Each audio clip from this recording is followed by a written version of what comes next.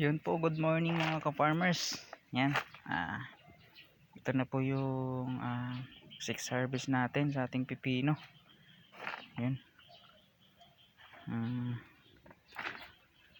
Expect sa mga 100 kilos mga farmers.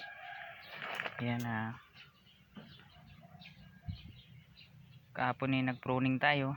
So ngayon, harvest na naman.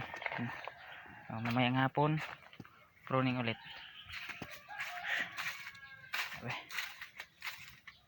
Kaya mga farmers, ready to transplant na rin ang aking sili yan.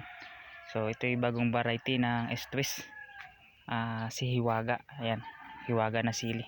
Ito yung Django Improve nila na kung tatawagin yan, Django Improve. So punta tayo mga ka-farmers sa ating in-harvest na talong.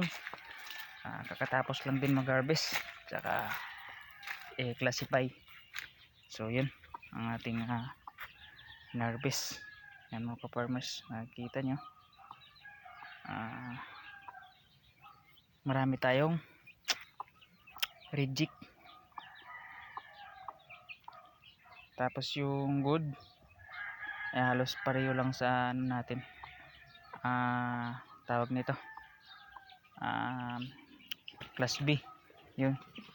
So yun mga ka-farmers, napakarami nating class B gawa ng sobrang init. Hindi masyado niya napalaki yung mga bunga kasi kulang sa patubig. Yan. Okay lang yan, tulad nito mga ka-farmers. Yan, mga alanganin na kaya in-harvest ko na ito.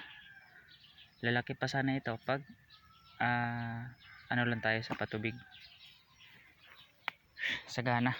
So wala tayong sariling irrigation, kumbaga asa lang tayo sa ulan mga ka-farmers, So yan, mali yung naging diskarte ko dito. Yan, pangit pala pag nag-mulch sa talong kung wala kang sariling patubig mga ka-farmers. Yun yung hindi maganda sa talong. Dapat pag nag-plastic mulch ka, meron kang sariling patubig, kasi nang sa ganun laging moist ang lupa ng iyong talong. Pag wala kang sariling patubig, asa ka sa ulan, kailangan walang plastic mulch. Yun lang yung pinagkaiba mga ka-farmers. So yun, bagong ng kaalaman naman. Siyempre ito, ngayon ko lang na gawa sa talong ko. Ngayon lang ako nag-try kung maganda sa talong ang naka plastic mulch. Maganda siya mga ka-farmers nung umpisa, pagkalusog maganda siya, pero nang tumagal hindi na, kasi nga yun nga, yung tubig, kulang tayo sa tubig, hindi na kayang masuplayan ng kanyang mga bunga, lalo na pag marami na, hindi niya mapalaki, kasi nga yun ang kulang natin, yung patubig mga ka-farmers. So yun,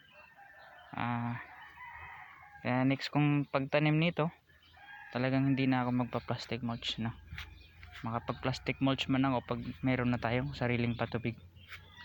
Yan mga ka-farmers, maraming salamat, thank you.